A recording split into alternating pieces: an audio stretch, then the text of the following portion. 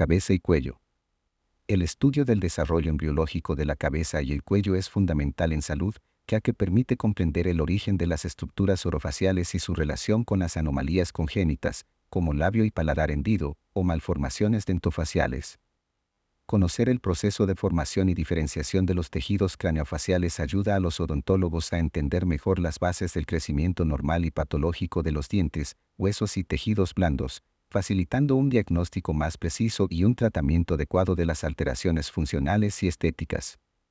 Además, este conocimiento es clave para el manejo de los pacientes pediátricos y adultos con deformidades craneofaciales, permitiendo una planificación más efectiva en cirugías reconstructivas, ortodoncia y rehabilitaciones protésicas, contribuyendo a una atención integral y personalizada. El objetivo de este tema es el de analizar detalladamente el proceso de desarrollo embriológico de la cabeza y el cuello, con el fin de comprender las bases morfológicas, funcionales y clínicas que permiten explicar las anomalías congénitas y las variaciones anatómicas en esta región, proporcionando así una guía integral para la evaluación, diagnóstico y tratamiento de patologías relacionadas en la práctica médica. El desarrollo de la cara y de la región mandibular es un complejo proceso tridimensional que implica la formación, el crecimiento, la fusión y el moldeado de una gran variedad de tejidos. El prosencéfalo actúa como soporte mecánico y como centro emisor de señales para el desarrollo facial primitivo, y el estomodeo funciona como punto morfológico de referencia.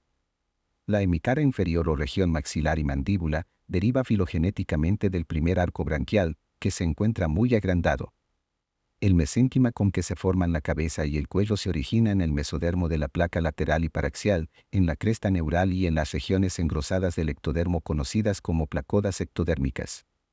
El mesodermo paraxial forma las siguientes estructuras: una parte importante de los componentes membranosos y cartilaginosos del neurocráneo, el cráneo propiamente dicho, los músculos voluntarios de la región craneofacial, la dermis y los tejidos conectivos en la región dorsal de la cabeza, y las meninges en posición caudal con el prosencéfalo. El mesodermo de la placa lateral forma los cartílagos laringeos junto con el tejido conectivo en esta región. Las células de la cresta neural se originan en las regiones neuroectodermo de las áreas del prosencéfalo, del mesencéfalo y del rombencéfalo. Después migran en dirección ventral hacia los arcos faríngeos y en dirección rostral alrededor del prosencéfalo y la cúpula óptica hacia el interior de la región facial. En estos lugares forman la totalidad del viscerocráneo o cara y algunas partes de las regiones membranosas y cartilaginosas del neurocráneo o cráneo. También forman aquí el resto de los tejidos: cartílago, hueso, dentina, tendones, dermis, tía madre y aracnoides, neuronas sensitivas y tejido conectivo glandular. Desarrollo inicial de la cabeza y el cuello. El desarrollo de la cabeza y del cuello comienza en las etapas iniciales de la vida embrionaria y continúa hasta el cese del crecimiento postnatal, al final de la adolescencia. La cefalización se inicia con la rápida expansión del extremo rostral de la placa neural. Desde muy temprano, el futuro cerebro es el componente predominante de la región craneofacial. Por debajo del cerebro, la cara, que no toma su forma hasta etapas más avanzadas de la embriogénesis, está representada por el estomodeo. El estomodeo del embrión en etapas iniciales se encuentra separado del intestino primitivo por la membrana orofaríngea, que desaparece al final del primer mes de vida embrionaria. Alrededor del estomodeo se encuentran varias prominencias que constituyen el tejido a partir del que se desarrollará la cara. Se entiende por estomodeo a una invaginación ectodérmica del embrión a partir de la cual se forma la boca y la parte superior de la faringe. Se ubica en la porción cefálica ventral del embrión. La característica más notoria en el desarrollo de la cabeza y del cuello es la presencia de los arcos faríngeos. Antaño estas estructuras se llamaban arcos branquiales por su semejanza con las branquias o agallas de los peces. Los arcos aparecen en la cuarta y quinta semanas del desarrollo, contribuyendo al típico aspecto externo del embrión. Al inicio constan de barras de tejido mesenquimatoso separadas por hendiduras profundas, hendiduras faríngeas. Al mismo tiempo que se desarrollan los arcos y hendiduras, aparece una serie de evaginaciones, las bolsas faríngeas, a lo largo de las paredes laterales de la faringe, la parte más craneal del intestino anterior. Las bolsas penetran en el mesénquima circundante, pero sin crear una comunicación abierta con las hendiduras externas. Por ello, en el ser humano nunca se forman agallas verdaderas, aunque el desarrollo de los arcos faríngeos, de las hendiduras y bolsas se asemeja a la de las agallas de los peces y anfibios. La futura región cervical se encuentra dominada por el aparato faríngeo, que consiste en una serie de bolsas, arcos y hendiduras. De la región faríngea surgen numerosos componentes de la cara, los oídos y las glándulas de la cabeza y el cuello. También destacan los pares de placodas ectodérmicas, que dan lugar a gran parte del tejido sensorial de la región craneal. Se considera placoda a una estructura con forma de placa que se produce por un espesamiento del ectodermo a partir de la que se desarrolla una estructura definitiva. Estas placodas son placoda olfatoria, placoda cristaliniana y la fosita auditiva. Organización fundamental de la región faríngea. El conocimiento de la organización básica de la región faríngea es fundamental debido a que numerosos componentes de la cara derivan de la misma. En el embrión de un mes de edad, la porción faríngea del intestino anterior contiene 4 pares de bolsas laterales revestidas de endodermo, denominadas bolsas faríngeas. Si se sigue el contorno del ectodermo que cubre la región faríngea, es posible observar pares bilaterales de hendiduras denominadas hendiduras branquiales, que casi contactan con la extensión más lateral de las bolsas faríngeas. Alternando con los surcos y las bolsas faríngeos se encuentran masas de mesénquima pareadas, denominadas arcos faríngeos. En el centro de cada uno de ellos se sitúa una arteria importante, denominada arco aórtico, que se extiende entre la aorta ventral y la dorsal. El mesénquima de los arcos branquiales posee un doble origen. El mesénquima de la musculatura primitiva es de origen mesodérmico, en concreto procede de los omitómeros. Gran parte del mesénquima restante del arco faríngeo, especialmente el de la parte ventral, deriva de la cresta neural, mientras que la contribución del mesodermo al mesénquima posterior del arco faríngeo es variable. Primeras migraciones celulares y desplazamientos tisulares en la región craneofacial. El desarrollo craneofacial inicial se caracteriza porque las células y los tejidos experimentan una serie de migraciones y desplazamientos masivos. La cresta neural es el primer tejido que muestra dicha conducta migratoria, de forma que las células migran desde el sistema nervioso incluso antes del cierre del tubo neural craneal. Al principio se separan grupos segmentarios de células de la cresta neural, en especial en la región faríngea. Sin embargo, estas poblaciones celulares confluyen de nuevo durante su migración a través de los arcos faríngeos. El mesodermo craneal primitivo se compone sobre todo de mesodermo precordal y paraxial. Las células mesenquimatosas originarias del mesodermo paraxial forman el tejido conjuntivo y los elementos esqueléticos de la parte caudal del cráneo y de la región dorsal del cuello. En el interior de los arcos faríngeas, las células procedentes del mesodermo paraxial forman inicialmente un centro mesodérmico, que es rodeado por células de la cresta neural craneal. Las células miogénicas derivadas del mesodermo paraxial migran en grandes cantidades para formar los músculos de la región craneal. Estas células, al igual que sus homólogas del tronco y de las extremidades, se mezclan con el tejido conjuntivo local para constituir los músculos. El tejido conjuntivo de la cara y de la faringe ventral se origina de la cresta neural. Otro grupo importante de desplazamientos de tejidos en la región craneal es el agrupamiento de las células derivadas de las placodas ectodérmicas con las de la cresta neural, para formar parte de los órganos de los sentidos y de los ganglios de ciertos nervios craneales. Los arcos faríngeos no solo contribuyen a la formación del cuello, sino que además intervienen de modo importante en la formación de la cara. Al final de la cuarta semana, el centro de la cara está formado por estomodeo, al que rodea el primer par de arcos faríngeos.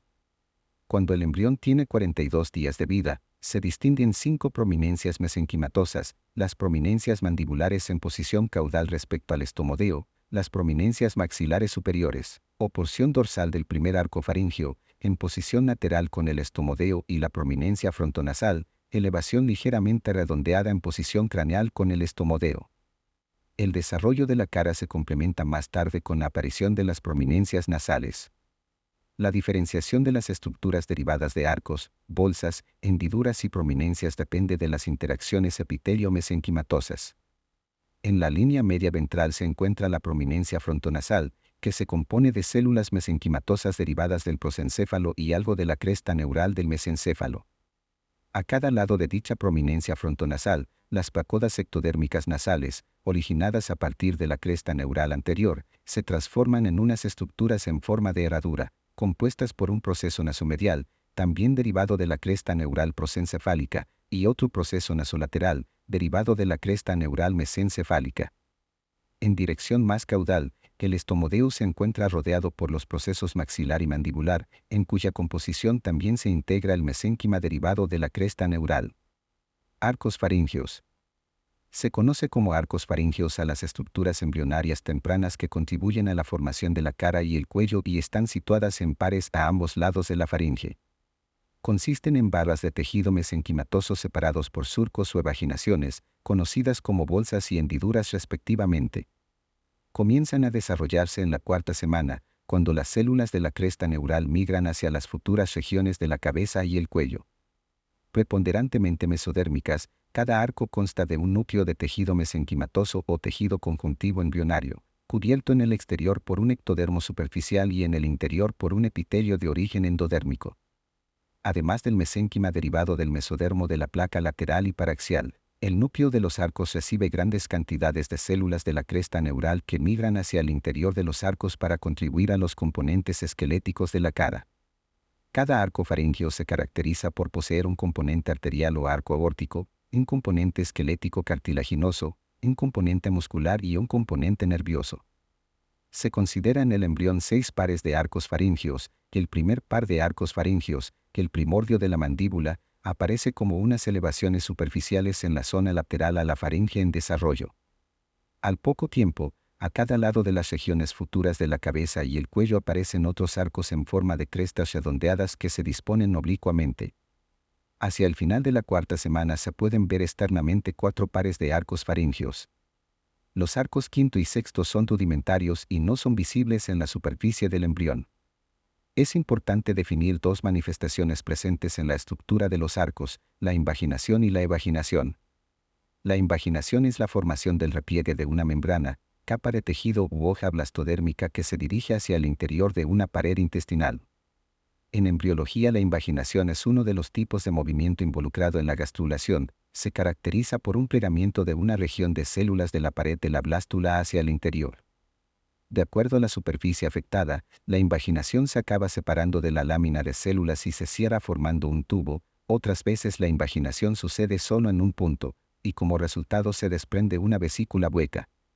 La evaginación es lo contrario a invaginación. Se define como una formación hacia el exterior de una bolsa o pliegue en una membrana. Es igual que la invaginación, pero las células se desplazan hacia afuera. Derivados de los arcos faríngeos.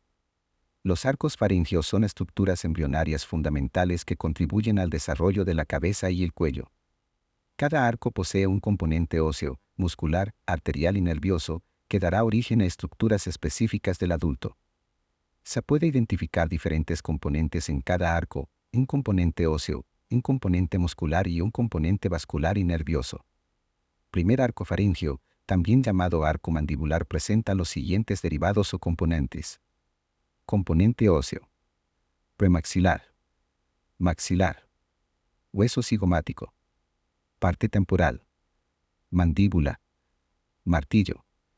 Yunque. Ligamento anterior del martillo. Ligamento esfenomandibular. Componente muscular.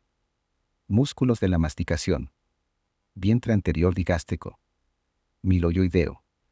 Músculo. Del martillo. Periestafilim interno. Componente nervioso. Nervio trigémino o quinto par craneal. Segundo arco faríngeo, también conocido como arco yoideo, presenta los siguientes derivados o componentes. Componente óseo. Estribo. Apófisis estiloides.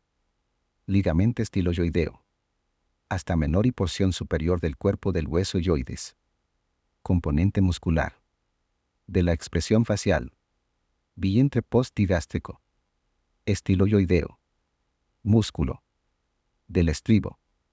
Componente nervioso. Nervio facial o quinto par craneal.